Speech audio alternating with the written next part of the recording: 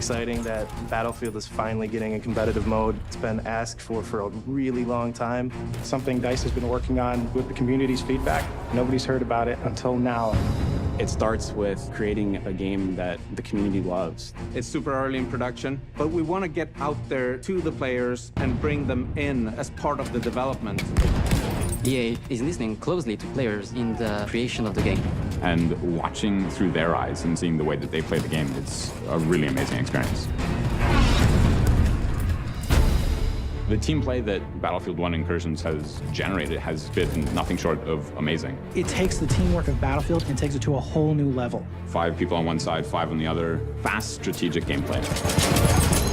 It's extremely important for the game to be just as much fun to watch as is to play. And that starts with the changes that we've made to the scoring system. What we get is a much more intense experience where every point matters. But that's the point of the game, is to win. I can get a little competitive sometimes. One of the unique aspects of Battlefield 1 Incursions is that we're allowing players to choose their kits before they actually get into gameplay. So teamwork is really important here, and kit play is going to be one of the most important factors in this, which brings in something that we haven't seen in any other competitive game. There's a lot of strategy with teammates, with more decision-making. The intensity of the games. You don't know what's gonna happen next. That's why I love Battlefield. We can't have a Battlefield 1 competitive experience and not have vehicles. I can tell you what, when they roll around the corner, it is scary. That tank is not easy to take out. Vehicle play can change the outcome of a game. There is no game that has that balance of infantry and vehicle play like Battlefield does. The adrenaline rush, the feeling, it's an immersed environment that you just can't get enough of. It's a lot of fun to play, and you get those Battlefield moments that are just breathtaking. Anyone could have that heroic moment. Anyone could pull off a massive play to turn the game around. And that adrenaline feeling that you get is incredible. I'm really looking forward to seeing this out in the wild.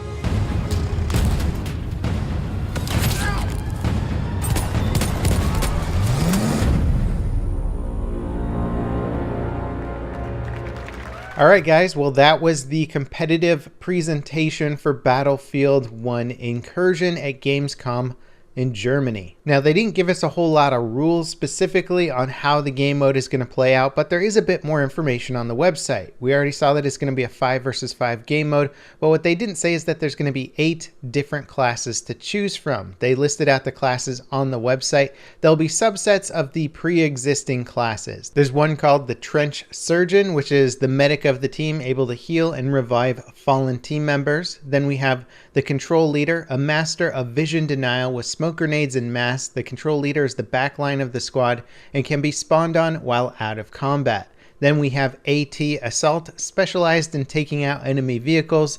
The AT Assault is every vehicle operator's nightmare.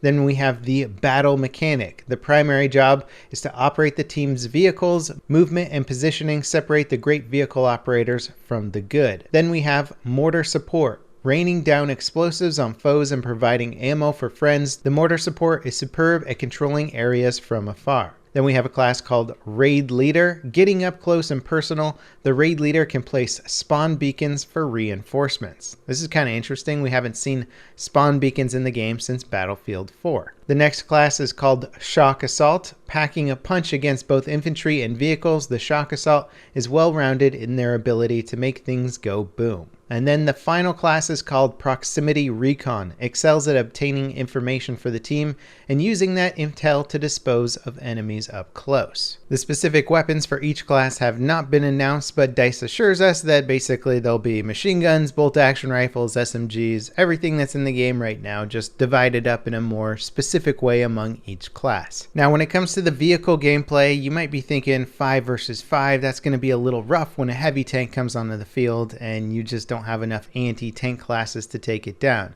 Well, for the moment, the alpha is only going to allow the armored car and the light tank into the game. I imagine spawning these vehicles might also be based on game objective play or how many points your team has. I really don't know. I'm just sort of making assumptions here.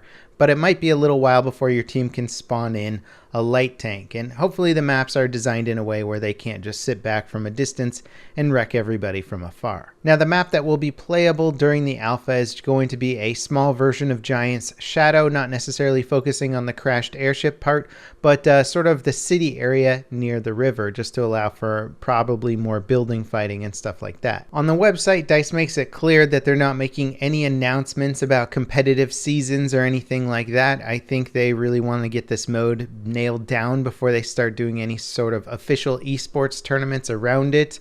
I think it's good that DICE is finally doing something with an official competitive mode. There has been competition in Battlefield games for a very, very long time. I used to take part in some of the BF1 42 competitions and even Battlefield 2 competitions. They were fun, but also highly impractical just because there weren't really tools or game modes designed specifically around small-scale competition. This is the first time DICE seems to really be making a game mode specific for that, unless you want to call like Squad Rush like one of those game modes, which was kind of fun in Battlefield 3, but it needed a lot of work. This one seems to be revolving around moving between capture points rather than one team attacking and defending. We've seen both types of game modes work in competitive esports. Call of Duty uses sort of a domination style game mode for a lot of their competitive stuff, and then Counter-Strike or Overwatch uses attack and defend style game modes. Battlefield has the option to go either way. I'd be curious to see if DICE is going to implement an attack and defend style game mode, or if they're really committing to this sort of domination style game mode. Again, I'm assuming it's a domination style game mode based on some of the footage. There seems to be 3 capture points, and some of them can be locked down at certain times. There's screen grabs or areas where it shows 1 capture point being locked down, and then other times where it shows 2 of those capture points being locked down. I wonder if this is just after you capture a location, if it locks for like 30 seconds or something like that, forcing players to move on to different objectives. Now, if you want to try out the closed alpha, you can sign up on the EA website, and apparently they're going to start off closed alpha sometime next month. So we can try it out for ourselves and see what it's like.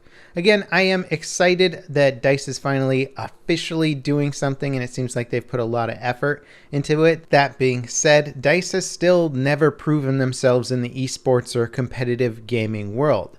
They've designed Battlefield games that have had really fun gun mechanics and engaging gameplay, which other players have tried to turn into competitive game modes, but none of it has ever really taken off in any sort of big way.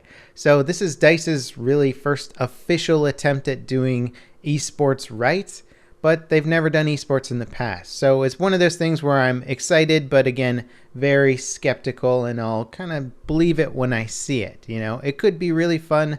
Matchmaking could be awesome if they have a good ranking system in there. That could be quite exciting as well.